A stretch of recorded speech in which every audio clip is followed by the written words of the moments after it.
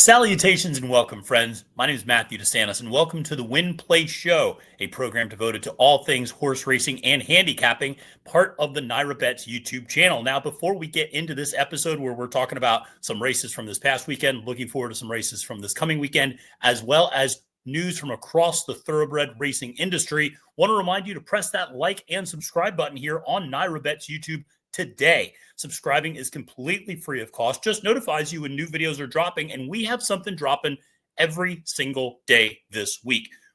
We already have the Pegasus World Cup first reaction video with myself and Kaylee Shapiro. We got the Win Play Show. We got a Road to the Kentucky Derby, Kentucky Oaks video coming up this week. I got the first Snowbirds episode with the lovely Acacia Courtney. Clement, I always want to just call her Acacia Courtney, but remember, she's married to Miguel. So listen, got to have a fun one there where she's going to be talking about some of the racing going down in Florida. I'm stuck up here in snowy New York. Hey, it's all right. I understand she gets the better of the two. But we're also going to have a lot of great stuff with Matt Dinnerman on the races at Oaklawn Park, including the Southwest Stakes, as well as capping the card focused on the Pegasus World Cup. All right. So it's a jam-packed episode already. Let's talk about the Win Play Show, and let's start with what we saw this past weekend. And what are some of the best things we saw? Well, listen, you got to talk about the Derby Oaks prep races taking place down at Fair Grounds as well as up here in New York. But we'll start down at the Fair Grounds in the Lecomte Stakes. Won by Disco Time for Brad Cox. Came back with a 78 Beyer speed figure. Here's what I would say about that effort. A couple of things. One, before the number ever came back, you knew it was going to be slow because it was a much slower race than the Louisiana Stakes right before it that Hit Show won. Hit Show, by the way, earned a 98 Beyer speed figure. But more than that, it was visually impressive. And I know I saw more than one person compare it to the way Sierra Leone won the Risen Star in a very similar come from off the pace, over a muddy track, sloppy track, late at night at the fairgrounds. So I understand that kind of visualization. A little bit, obviously Disco Time's a little bit different from Sierra Leone, maybe not quite as dynamic, more of a grinder. But what really impressed me about Disco Time was you look at those first two efforts, they were on the lead. We went gate to wire, and he rated for a very little bit in debut, but really basically got to the lead pretty quickly. And all of a sudden you saw a horse come from 10th place to come from off the pace to win that. And I thought that was a really impressive effort to see that horse do something new over a wet track. That's not something easy for young horses to do. So yes, the Beyer came back slow. I would imagine some other industry leaders in terms of speed figures and whatnot, thoroughgraphs, the rags, they're going to really like that effort because he gave up a ton of ground and went down the middle of the track. And so when you're looking at ground lost, I think that's where you're really going to see how Disco Time ran. So I thought it was an impressive effort. You can never discount a Brad Cox horse, a Florent Giroux horse on the Kentucky Derby trail. So very good effort. I have to say, excellent effort by Built as well, who came second in that race. That was your favorite going into the post, or him and Disco Time were kind of co-favorites in a lot of ways, very close on the board. But Built, I was against breaking from that 13 post. I thought he bounced a little bit, and he did bounce a little bit from that 92, obviously earning about a 77, if I'm not mistaken.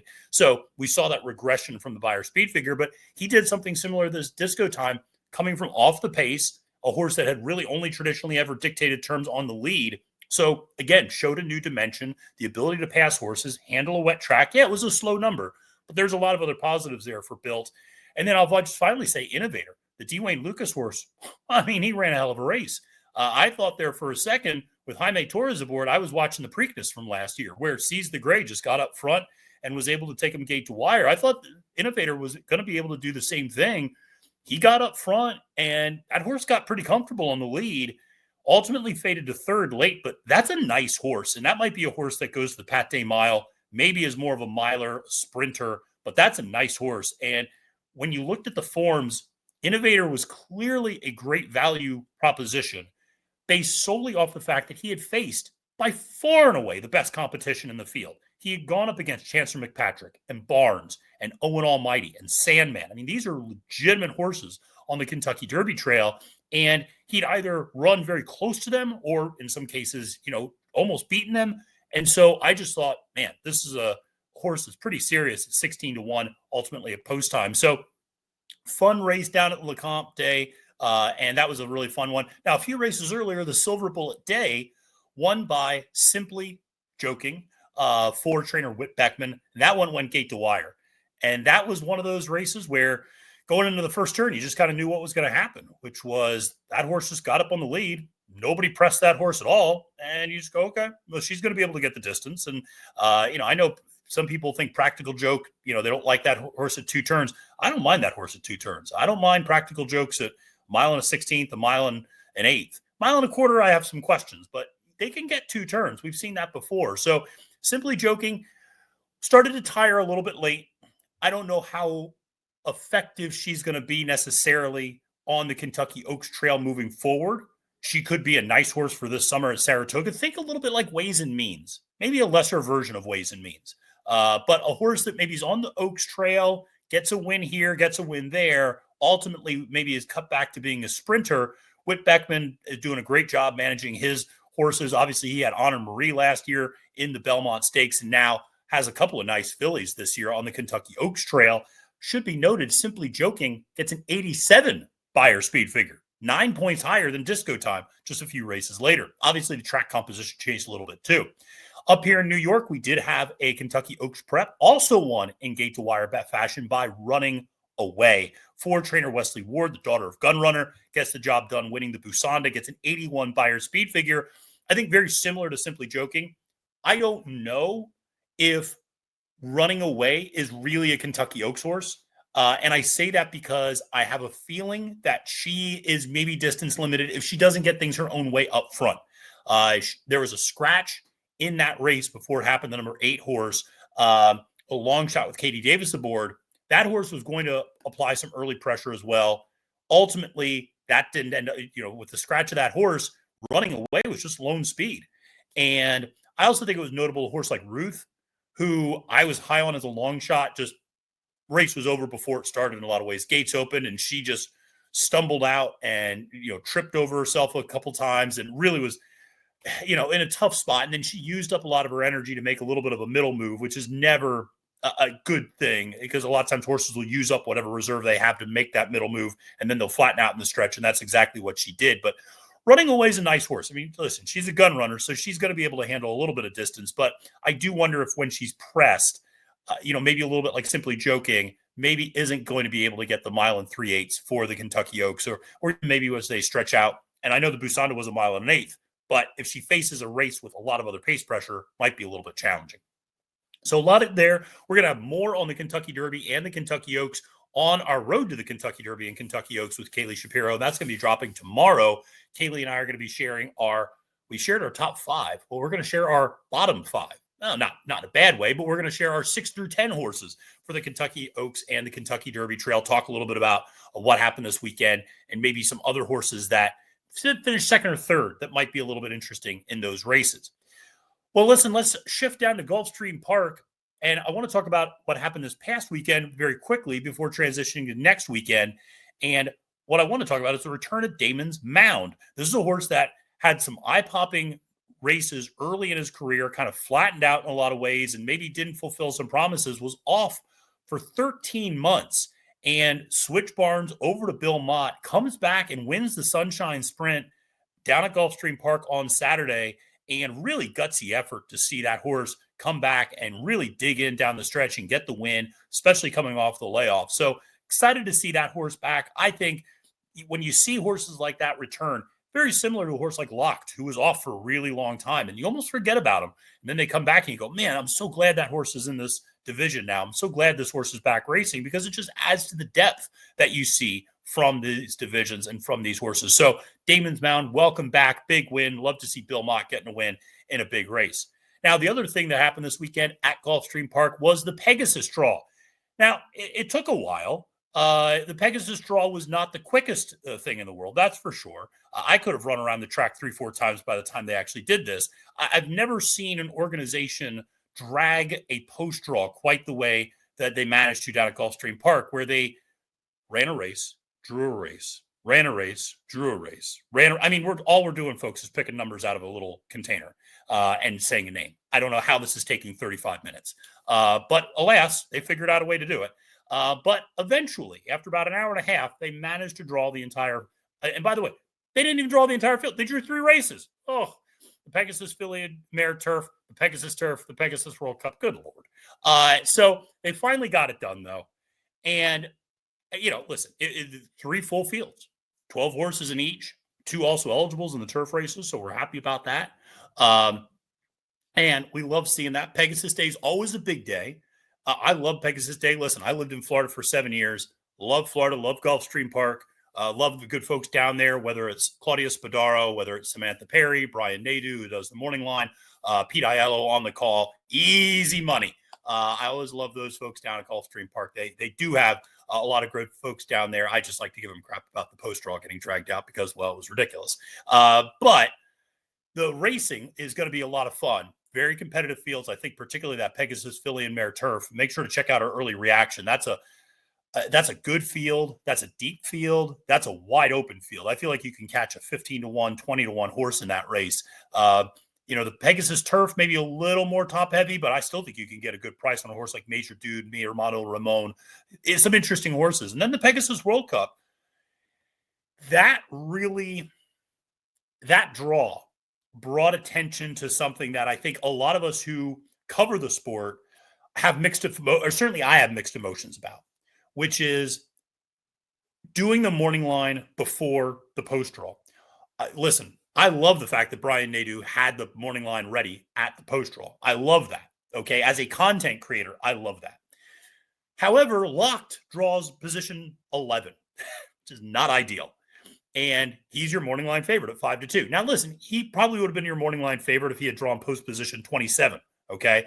But it does change the dynamics of the race a little bit, particularly with a horse like Saudi Crown, who is 9-2, third choice, draws the inside, is inside controlling speed. And listen, it's just always an issue of, well, do you draw the morning line before the post positions? Do you make the morning line before the post positions? Doesn't post position impact the morning lines? I think it does. But Brian's caught in a tough spot down there. And listen, I think he got the rank ordering of the horses roughly correct. I think, in terms of Lock being your favorite, White Abarrio probably being your very popular local second choice, Saudi Crown being a third choice. I think Saudi Crown kind of drops down from 9-2 a little bit, maybe 7-2. But I think ultimately he kind of got the top 3 or 4 pretty accurate there, which is all you really need when you're making a morning line. So a lot of fun there. It's going to be a great day. Expect influencers, expect hats, expect things that are tacky, expect the purple horse. It's South Florida, folks. This is what South Florida is. Embrace it. I see people go, oh, this is also awful for the sport. Oh, this isn't what it's all about. If you've ever been to South Florida, this is exactly what it's all about. Tacky outfits, people wearing things they shouldn't, purple horses. Like, it's Gulfstream Park. Just put on a show, lean into who you are. That's exactly who they are. So, listen, it's going to be a lot of fun down there on Saturday. Now, let's shift from what's taking place on the track to some news taking place off the track and some pretty serious news. And that is John Stewart, who leads Resolute Racing Syndicate. A lot of stories have been coming out lately. There's been a lot of buzz, a lot of rumblings for the last couple of months. And you've seen now suddenly some of these stories being reported. He's got as much as $22 million in unpaid debts. And that's more connected to his hedge fund management and his businesses, not necessarily associated with his racing syndicate. But there's been a lot of rumblings that the various, the Keeneland, the Fasig-Tiptons of the world may not be so thrilled about taking his money anymore because there's an idea that it's kind of a little bit of a Ponzi scheme and that it's a little bit of, robbing Peter to pay Paul. And, there's just a lot of questions there. This is a guy who came in, bought a lot of big name horses, bought a lot of big name broodmares, bought a lot of big name yearlings and 2-year-olds at the sales, made a big splash, makes a lot of public fuss with somebody like Mike Rapoli. Difference is Mike Rapoli's got a couple $2 billion backing him up. He doesn't need, he doesn't need to flex. And so you see somebody like Rapoli being more than happy to go back at someone like John Stewart in these things. But, jokes aside, this is serious because Stewart, no matter what you think of him, has made a significant impact in terms of purchases and buys. And he's bought some serious horses, some serious broodmares. And what is going to happen to those if you all of a sudden has to start selling things off in order to pay other debts and things like that? So these sorts of finances are important to pay attention to. And it might not be connected directly to racing, but like I said, a story to continue to pay attention to, a story to continue to look at how it develops, particularly as we go into some more sales, as we get into the spring and the OBS sales, etc. So something just to keep in mind. Now, we also saw some interesting news coming out of Spendthrift Farm this weekend. And the interesting thing about this was they reduced the sire fees for a number of their sires that they have at the farm at Spendthrift. So they took Authentic and they knocked Authentic sire fee from 35,000 to 25,000. They took Bolt Doro from 30 to 15,000. Cyberknife from 20 to 15. Jackie's Warrior from 35 to 25.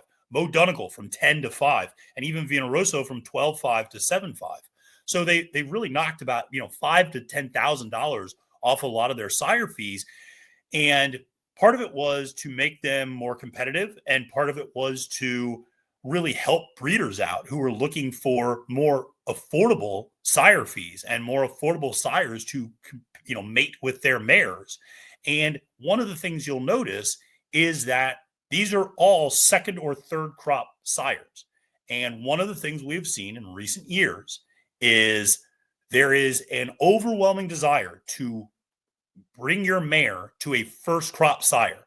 Okay, we saw that, recently with horses like Golden Pal or Vacoma or Yopon, these kind of first crop, McKinsey. You've seen these first crop sires that get a lot of attention, and everybody wants to, find a compatible match with them and get on them. And then the second and third crop, well, we're going to pull back. We're not going to be as excited, and we're going to find the new hot thing, and we're going to find the new exciting stallion and sire to go to as a result.